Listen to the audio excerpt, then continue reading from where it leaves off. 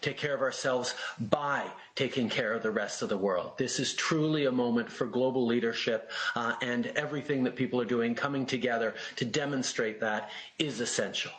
Obviously, we know we can't get back to full normal until we develop vaccines, and that's why Canada and so many countries around the world and scientists and researchers are pushing hard to develop a vaccine for COVID-19. And we're happy to support in those initiatives here at home and around the world.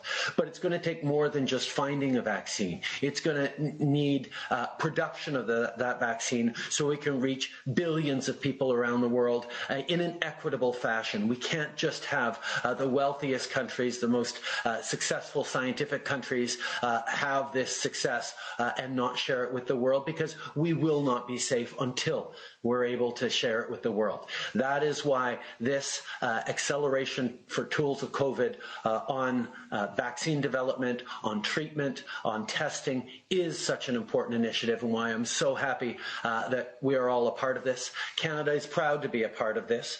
Our contribution of more than $850 million includes significant investments in Canadian medical research and development.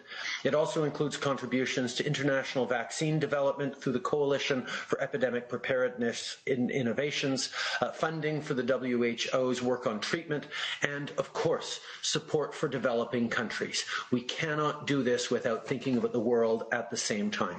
Canada, as always, stands ready to do its part, and we're very much looking forward to seeing everyone join in. On doit travailler ensemble pour assurer une distribution abordable et équitable des vaccins, des tests et des traitements. Le Canada fait sa part. On investit plus que 850 millions de dollars pour notamment appuyer la recherche et le développement dans le domaine médical au Canada. On accorde aussi du financement pour permettre à des groupes comme la Coalition pour les innovations en préparation aux épidémies d'élaborer un vaccin, pour soutenir les travaux de l'OMS sur les traitements et pour aider les pays en développement. Three of them, Florida, Missouri, Kansas, they're all going to allow people to dine in at restaurants. They all have different limits on their restaurants. Here in Douglas County, south of Denver, places like this hair salon are open and busy. And even though some state restrictions have been lifted, Denver has extended its stay-at-home order till May 8th. Other states being a little bit more ambitious. Indiana's going to allow gatherings of up to 25 people. They're going to let malls and retailers go to 50% capacity. New Hampshire being a lot more cautious. They're only going to let healthcare services open and elective procedures. We will be extending our guidelines to April 30th to slow the spread. It can be a little bit confusing because I know as this outbreak kind of made its way over to the United States, it seemed like a national response, and then you saw a domino effect of different businesses and states making their individual decisions. Just as we saw that piecemeal closure of the country, we're now seeing a piecemeal reopening. And even that, Brad, gets a little bit complicated. Mississippi Governor Tate Reeves reversing course on plans to open up hair salons and gyms. Mississippi's Governor Tate Reeves was planning on reopening his state on Friday, but they saw a spike in cases on Friday, so he decided to scrap those plans. This was a large enough change to make me take a step back and want to look at the board. Well, now he's saying that was a data dump. They got in some information from out-of-state testing facilities, and now their cases, was an unprecedented spike, nearly 400 cases on Friday, was actually just a blip on the radar, and cases are back down. So they're considering reopening. But then what happens if there's another blip? What if they get another data dump? What if it's not a data dump?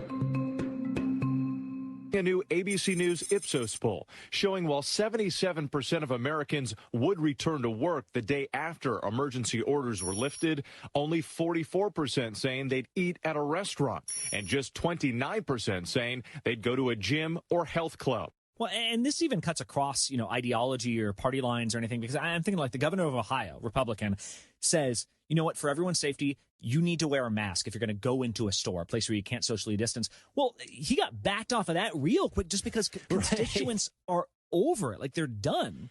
Yeah, and then he basically apologized for it over the weekend, Brett. He went out and admitted, in his view, that he went too far. It became clear to me that that was just a bridge too far, that people were not going to accept the government telling them what to do. But he's also still saying, hey, you really should be wearing a mask as you go into the stores. And he acknowledges that that is a lot of these stores' decisions.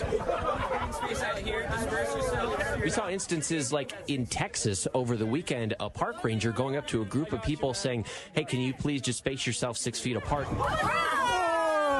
And somebody shoved him into Lake Austin. Wow. And in other areas, I mean, we're seeing people are getting aggressive or violent. New York City investigating violent arrests like this one as officers were enforcing social distancing rules. The town of Stillwater, Oklahoma, mirrored what the Ohio governor did, saying, hey, you need to wear masks if you're going into retailers, if you're going into stores. And they also canceled it after 24 hours because the city manager there in Stillwater said all of these employees were getting threatened with violence and verbally abused by people that were entering into the store. The couple from Citrus Heights, California, came to Hawaii on their honeymoon. When checking into their Waikiki hotel Wednesday night, they were told